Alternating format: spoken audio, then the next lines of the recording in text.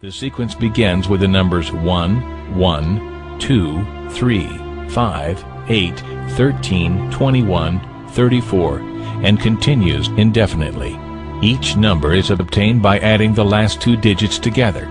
If we were to take a perfect or golden rectangle, break it down into smaller squares based on Fibonacci's sequence, and divide each with an arc, the patterns begin to take shape. We begin to see Fibonacci's spiral. The spiral in and of itself is insignificant.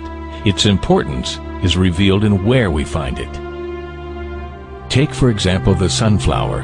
The display of its florets are in perfect spirals of 55, 34, and 21, the sequence of Fibonacci. The fruitlets of the pineapple create this same spiral based on the sequence. The pine cone does the same.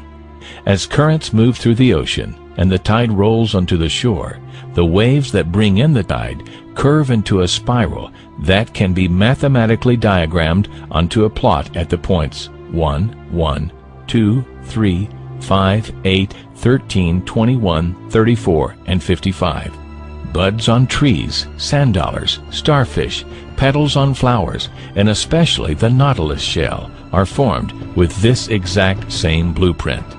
With each segment of growth, the nautilus adds to itself one more value on Fibonacci's scale. This blueprint can be seen around us on a small scale every day, but the greatest example of all is directly above our heads. At an average of 100,000 light years across, even the spiral of the galaxies above us are formed with the exact design that the tiny shell is formed. This sequence or blueprint appears to be the trademark of a designer, a proof of a creator.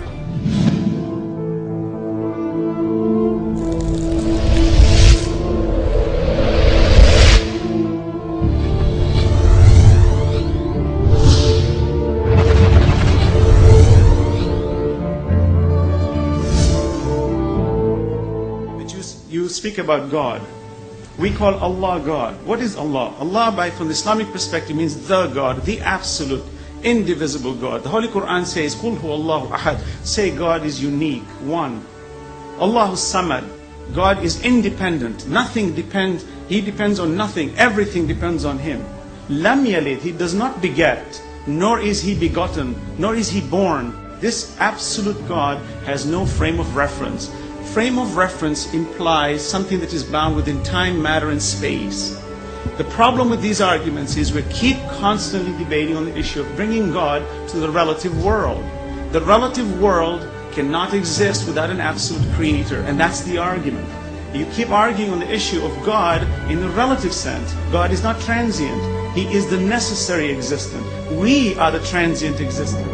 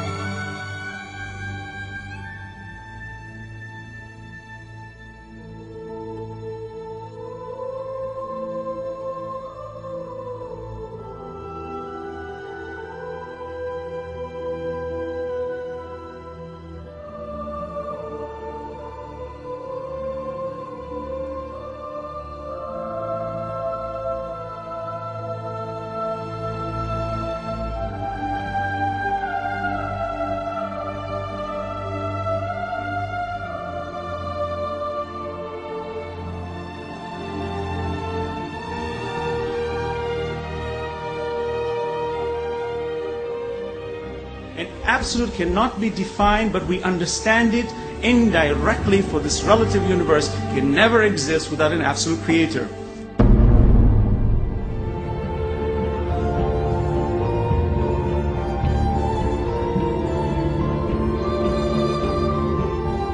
Holy Prophet Muhammad is made to say, قُلْ هُوَ اللَّهُ أَحَدٌ. Say, He is God, the one and only. He said, Ahad, one and only. Jesus said, Echad, meaning one and only. Moses said, Echad, meaning one and only. What is the difference? It's the same word, meaning the same thing.